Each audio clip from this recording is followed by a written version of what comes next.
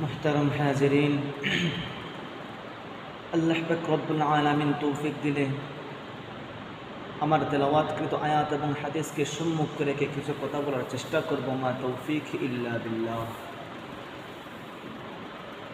মুহতারাম হাজরিন, আমরা এমন একটি যুগে বাস করতেছি, এমন একটি জমানায় বাস করতেছি যেখানে বিশ্বকাপ আসলে কি হয়ে যায়, মানুষ দুই ভাগে ভাগ হইয়া যায়, প্রধানত দুই ভাগে ভাগ হইয়া যায়। একদল হয়ে যায় আর্জেন্টিনা সাপোর্টার, সে মুসলমান হয়ে একদল আর্জেন্টিনা খ্রিস্টানদের সাপোর্টার হয়ে যায়, আর আরেক দল হয়ে যায় ব্রাজিলের সাপোর্টার। একে অপরে দ্বন্দ্ব, মারামারি, গানাগারি, কত ফিতনা ফাসাদ, কত গুনাহের কাজ সংগঠিত করে থাকে। তাদের জীবন আদর্শকে অনুসরণ করে থাকে, প্রত্যেকটা মুহূর্ত তাদের চলাচল ফলো করে, তাদের মতো চলে, তাদের মতো কী করে, শরীরে পোশাক ব্যবহার করে, মাথায় স্টাইল করে, তাদের মতো জিন্দেগি কাটানোর চেষ্টা করে। অথচ তারা হলো খ্রিস্টান, আর আপনি হলাম মুসলমান। আজ আমরা অসংখ্য গণিত টাকা খরচ করে কি করি, ওই খ্রিস্টান মেসি নেইমারের জার্সি গায়ে দেই, পতাকা উড়াই, ওদের খেলা দেখার জন্য আমরা হাজার টাকা খরচ করে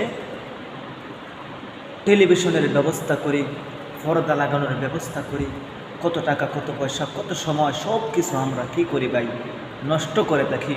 অথচ তারা আমাদেরকে চিনে না পর্যন্ত, আর আমরা তাদের প্রত্যেকটা জীবনের প্রতিটি মুহূর্ত আমরা অনুসরণ করে চলে থাকি।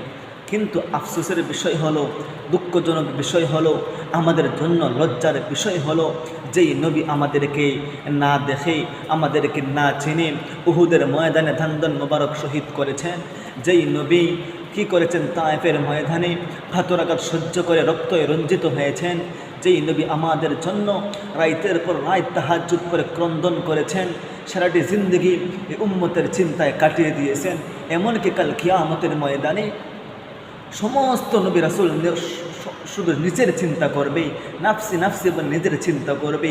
ওই অবস্থায়ও আমার আপনার নবী ইয়া রব্বি ইয়া উম্মতি ইয়া উম্মতি ইয়া উম্মতি, আপনার আমার চিন্তা করবেন, এই উম্মতের চিন্তা করবেন, এই উম্মতের চিন্তা করবেন। কিন্তু আজ আমরা কি করতেছি, ওই নবীজির আদর্শ আমরা ছেড়ে দিয়ে, ওই নবীজির জীবন, ওই নবীজির জীবনী, ওই নবীজির চাল চলন প্রত্যেকটাকে আমরা ছেড়ে দিয়ে আমরা এইসব অনুসরণ করতেছি খ্রিস্টানদের। আমরা খ্রিস্টানদের চালচলন, খ্রিস্টানদের জীবন আমরা